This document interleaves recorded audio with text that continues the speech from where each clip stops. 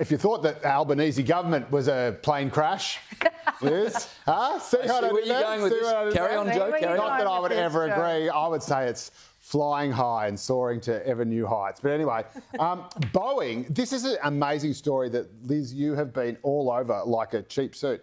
Boeing has agreed to plead guilty in its 737 MAX criminal case. You remember these planes were falling out of the sky. Boeing has now acknowledged that it wasn't exactly frank and fearless in forthcoming about all the airline's safety credentials and whether it met all the necessary safety regulations. And we've got a grab of the CEO of Boeing apologising last month to the families of people who died. Have a listen. I would like to apologise on behalf of all of our Boeing associates spread throughout the world, past and present, for your losses. They're gut-wrenching. And I apologize for the grief that we have caused.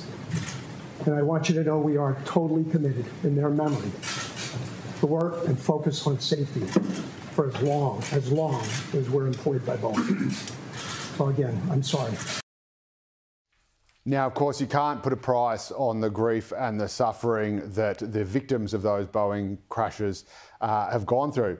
Except you can, because the airline has been fined $331 million Australian, that's $244 million US, as a result of this. And again, Liz, you made the point that when you actually break it down to the number of lives lost, that's not exactly a huge amount of money, especially for a massive multinational company like Boeing. No, and it's very cold comfort for the families of those 346 people who died in those two crashes. And basically what the CEO, Dave Calhoun, just said there was shown up in the proceedings of that very case to be an absolute lie. Here's Senator Josh Hawley basically saying, you guys haven't improved your safety mechanisms and processes since those crashes of 2018 and 2019. So what do you have to say to that, Mr. CEO? You don't recognize the Boeing that has airplanes falling out of the sky, that has had two Maxes crash, that has had pieces of doors fall out of the sky, that have had whistleblowers come before. They've sat right where you have sat and told us, these are your employees who have told us that when these are the engineers, by the way. Are you an engineer? I'm not, sir. Yeah, they are. Yeah. And they have said that they're not listened to, that they're retaliated against, that they're threatened. That's the reality of Boeing today. That's your company that you have created. Now, I don't recognize it either from the company it used to be decades ago, but under your leadership, that's what Boeing is, and you're being rewarded for it handsomely. Handsomely. Don't you think there's something wrong with that? Why haven't you resigned? Why haven't you resigned, indeed? If that is not a fireable offence, what on earth is? And it's no small matter for Boeing to now plead guilty to this conspiratorial, they call it a criminal conspiracy to defraud the US, because that is essentially what they've pleaded guilty to after the Department of Justice tell the truth said, to the FAA. hang on a minute, we had a settlement over this. You guys broke the terms of that settlement, so now we're coming back and we're going to fine you even more. And this is very complicated for Boeing now, because to plead guilty to a conspiracy to defraud the US would normally bar them from having defence contracts. And just last year, they signed an over $222 billion deal. No, sorry, I'm talking in millions. It was an almost $23 billion deal with defence, US Defence Department, to supply them with however much more.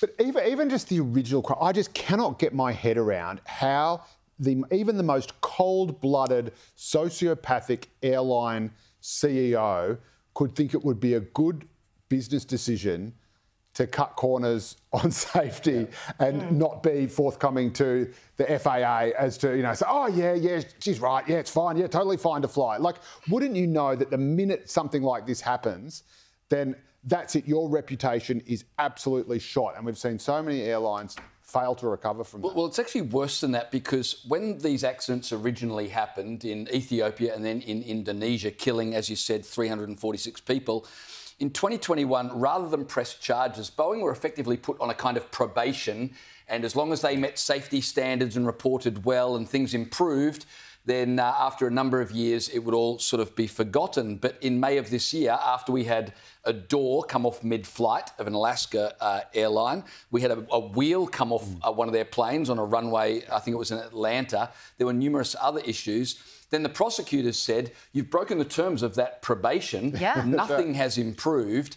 And so then they were given this sweetheart deal where rather than charge you with criminal manslaughter, we'll offer you the opportunity to plead guilty to misleading air safety regulators, which they took. You mentioned the fine that they paid, 243 million American. To put that in perspective, so that's for the death of 346 people.